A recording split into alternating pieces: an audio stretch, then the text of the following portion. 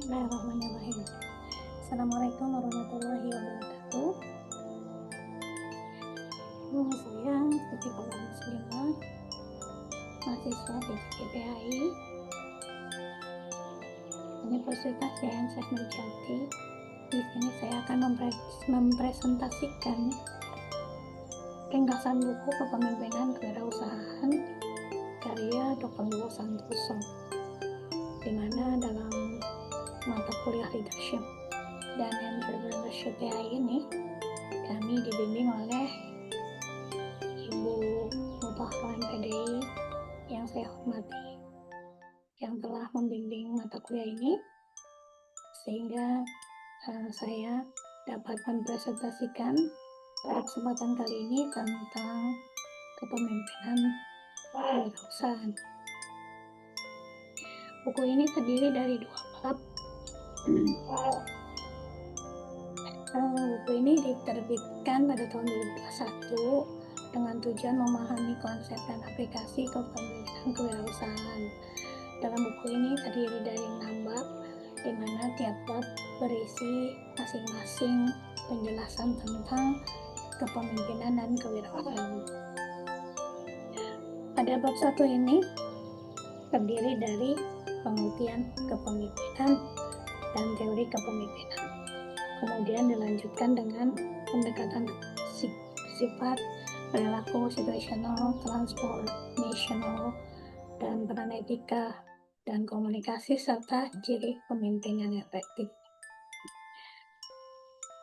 Dalam pengertian dan teori kepemimpinan ini, di dalam buku ini disebutkan bahwa seorang pemimpin harus memiliki kompetensi dalam kewirausahaan dan kepemimpinan untuk berinovasi, mengambil risiko, menangkap peluang sehingga unggul dan berhasil. Seorang pemimpin adalah individu yang memberikan dampak atas orang lain. Kepemimpinan juga bisa didefinisikan menjadi kapasitas seseorang untuk mempengaruhi orang lain dan memiliki pilihan menggerakkan orang lain dengan tujuan dan target yang eksplisit. Kemudian yang kedua, di bab 2 ini berjudul dasar-dasar kewirausahaan, di mana di dalamnya ada pengertian kewirausahaan, kemudian kreativitas, inovasi, keberanian mengambil risiko, faktor keberhasilan dan kegagalan, serta peluang dan inovasi bisnis. Dan yang di bab ketiga ini, kepemimpinan kewirausahaan itu dibagi menjadi integrasi kepemimpinan dan kewirausahaan, pemimpin yang inovatif, inspiratif, dan proaktif, agen perubahan dan fasilitator tim, serta membangun visi dan nilai tambah.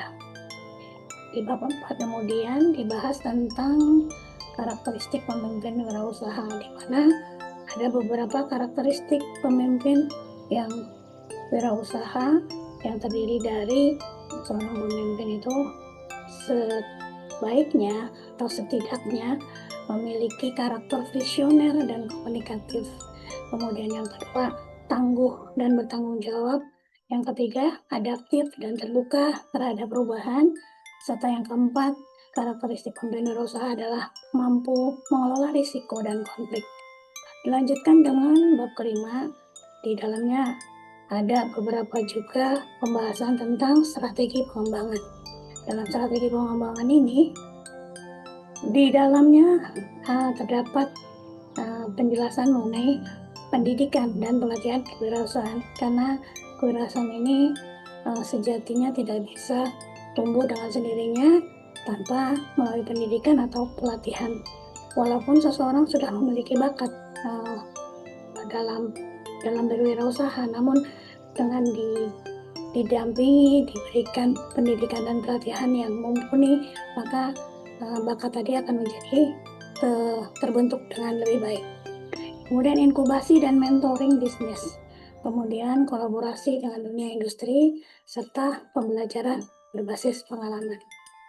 Dan yang bab terakhir adalah tentang studi kasus dan praktik, di mana di awal buku ini dari bab 1 sampai 5 adalah berisi informasi teoritis tentang pemimpinan dan kewirausahaan, maka dalam bab 6 ini berisi tentang berbagai macam studi kasus dan praktik-praktik yang sudah berhasil atau praktik-praktik yang gagal, dan di dalamnya ada pembelajaran yang bisa diambil oleh seseorang yang ingin menjadi seorang pemimpin atau mempunyai wirausaha tertentu.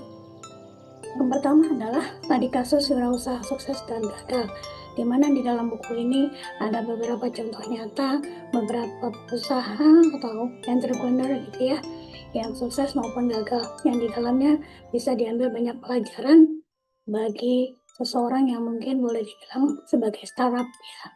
Startup artinya yang pemula ya, pengusaha pemula. Kemudian dilanjutkan dengan analisis gaya kepemimpinan.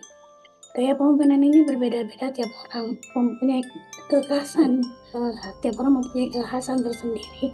Nah, di sini ada beberapa contoh gaya kepemimpinan yang bisa dijadikan sebagai contoh untuk diambil, untuk diadopsi oleh kita yang ingin atau memulai menjadi seorang pengusaha. Yang ketiga adalah strategi bisnis dan inovasi, serta yang terakhir adalah pembelajaran dari praktek nyata tadi.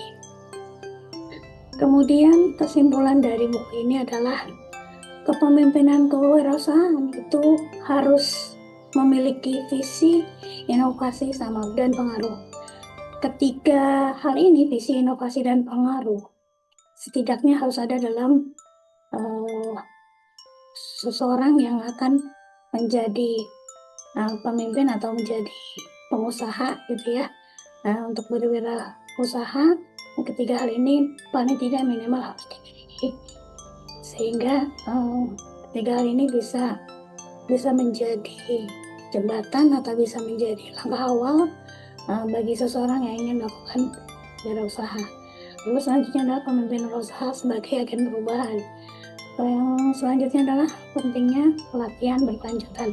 Pelatihan berkelanjutan ini artinya ketika seseorang mungkin dalam prosesnya mengalami kegagalan, maka jangan pernah berhenti, atau bahasanya kita berambil never give up gitu ya. Kita harus move on, tidak boleh berhenti, tidak boleh menyerah, tapi terus menerus kita lakukan sampai pada ujungnya insya Allah pasti akan mengalami atau mendapatkan keberhasilan. Lalu yang keempat adalah relevan bagi mahasiswa dan praktisi. Nah, jadi buku ini sangat baik ya untuk mahasiswa ataupun guru ataupun praktisi atau orang-orang yang memang punya jiwa berwirausaha. Nah, buku ini bisa dijadikan sebagai bacaan rekomendasi atau literasi rekomendasi buat semua kalangan yang tersebut. Yang terakhir adalah penutup. Buku ini membekali pembaca dengan wawasan kepemimpinan dalam dunia usaha. Dan selanjutnya buku ini juga bisa jadikan bekal untuk setiap orang yang ingin berkecimpung dalam wirausaha menjadi siap menghadapi tantangan dunia nyata. Demikianlah tentang buku kewirausahaan ini. Saya mohon maaf bila ada banyak sekali kekeliruan atau salah ucap. Itu datangnya dari diri saya sendiri. Terima kasih buat perhatiannya. Sekian dari saya. Saya ucapkan, saya akhiri dengan wassalamualaikum warahmatullahi wabarakatuh.